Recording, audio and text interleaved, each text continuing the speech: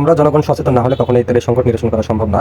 কারণ হচ্ছে আমরা অনেকে দেখছি বা অনেক রিপোর্ট আমরা পাচ্ছি বা ফেসবুকে সোশ্যাল মিডিয়াতে অনেক ছবি আমরা দেখতে পাচ্ছি যে একটি বাইকে তেল নিয়ে আসছে, টাঙ্কি লোড করে নিয়ে এসে বাইরে তারা হচ্ছে 300 টাকা 250 টাকা লিটারে বিক্রি করছে।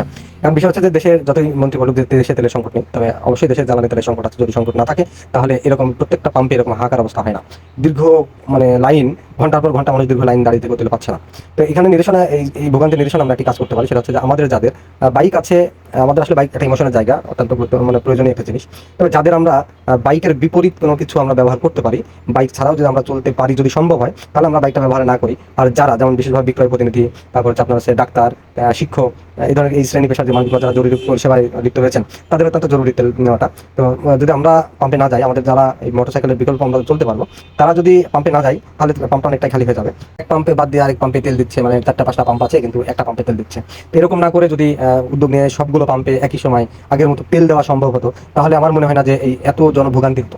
এই ঘন্টার পর ঘন্টা মানুষ লাইনে দাঁড়িয়ে, দেখেন এটা M A Khalek filling station থেকে শুরু করে 3 নম্বর ব্রিজ পর্যন্ত যে একটা ভিড়, এর মধ্যে এই টাটা রোদের মধ্যে, এই কনকনা রোদের মধ্যে দাঁড়িয়ে থাকা, এটা একটা মানুষের জন্য খুবই খারাপ ব্যাপার। কারণ যারা একটু মধ্যবয়স্ক রয়েছেন, যারা বয়স্ক মানুষ রয়েছেন, অনেকে অসুস্থ মানুষ রয়েছেন, এরা এর মধ্যে থাকলে আরো অসুস্থ হয়ে যাবে। এটা আমার ব্যক্তিগত অভিমত ব্যক্ত করলাম। আশা করি সকলেই ভিডিওটি